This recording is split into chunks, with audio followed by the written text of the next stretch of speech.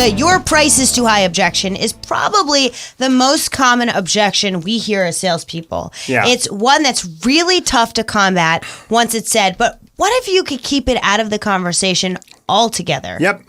Suppose you could prevent it. Mm-hmm. You know, a lot of people think our prices are too high, Mr. Jones, but let me explain that the value of what we offer supersedes our price. Let me share with you why, so that when I get to the end of my presentation, I don't want to hear you saying my price is too high. You got that, bub? All right, so I've got a tip for you from my Sales in a New York Minute series. Whoa. Take a look.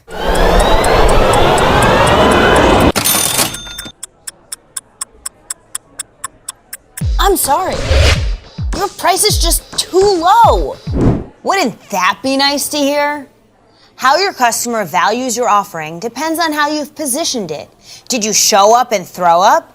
Or did you listen to their needs and why they want to buy? If a customer values your offering enough, they may be willing to buy it at almost any price. Think about a nice piece of art. Whoa. You might be willing to pay $100 for a reprint, while someone else might be willing to pay $100,000 for the original. It all depends on perceived value. The price that they pay is based on their perceived benefit. What's your customer's perceived value and perceived benefit?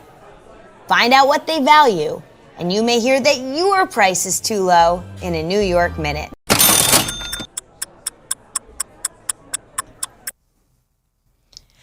All right, so here's what you got to do. Go to my YouTube channel. Just search Sales in a New York Minute on YouTube and get more tips for free. No price is too high. It's free. Just subscribe. Okay. Before we go back to Facebook, because we're getting, it's blowing up. We're getting all these comments. It's really cool. We're going to go to Doug. Doug, do you have any questions for us? I think someone sent in an email. Yeah, someone sent this via email. This comes from Old School Joe.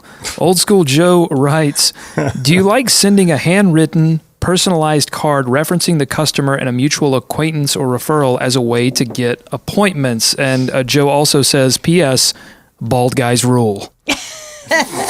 Thanks, Joe. Old school Joe. Yeah. School Joe. I love walking into a hotel to check in, by the way, and they say, can I help you? And I say, yeah, I'm here for my hair transplant. And they don't know what the hell to say.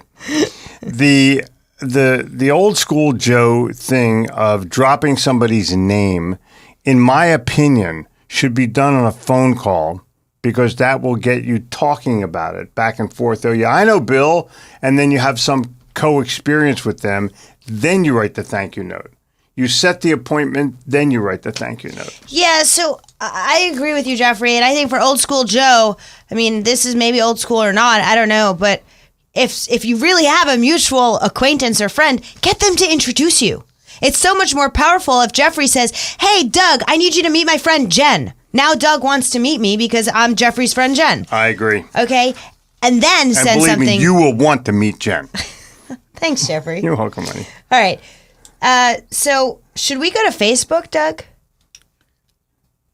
All right. If you haven't joined us yet on Facebook and you're just listening in, go to facebook.com/Jeffrey Gitomer or facebook.com/Jen in any minute, and you will get our live streams. So let's see. First, we're going to say hello to some people here. We have Corey, Richard, Brenda, Holy John, wow. Andre, So many Kenneth, people. Peter, Sam. I love this. This is Chris, Josh, Amy, Rocky, Lainey, Dason.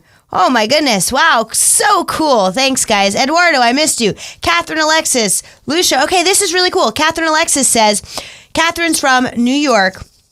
Totally close to Malaysia, by the way. Yeah. And she gets to speak to Jeffrey tomorrow, too. She's a winner. Do you know how she gets to speak to Jeffrey? I think that we sent out a thing saying, I'm going to talk to a bunch of sales managers. And she was selected. She was selected. So she gets to have a phone call with Jeffrey tomorrow. Very cool. And he's going to help her with one of her biggest sales challenges. Mm-hmm. Uncensored, uncut. All right. So, Doug, do we have any questions on Facebook that we should be answering? Yeah, let's answer this one from Andre. Andre wants to know, how do I get to sell to big companies like Coca-Cola without getting the, just send us an email? There's an objection. find a contact. Well, you have to know somebody inside. I mean, if you're going to deal with a Fortune 500 company, you make a cold call, you're a freaking moron. You have to have something smarter than that. Now, if you really want to make it cold and make it warm, then you call the admin of the head of that department and you say, listen, I'm doing leadership interviews for my blog and I've selected your guy as somebody I want to do a blog post with, or somebody I want to do a podcast with, or somebody I want to do a video of and post it on my blog. Now you sit down with that guy and do an interview and you post the video and now you're somebody.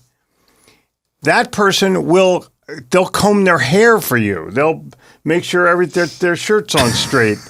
I mean, their Owler shirt on straight, right? Exactly. Yeah. Let me show you my Owler shirt. So they'll make sure their Owler shirt's on straight. I love that shirt. It's totally cool. It says, Owler makes me smarter. And it does, by the way. The first thing I do, I wake up, I write, I have some personal things to do, like brush your teeth and stuff. Then I look at my Owler.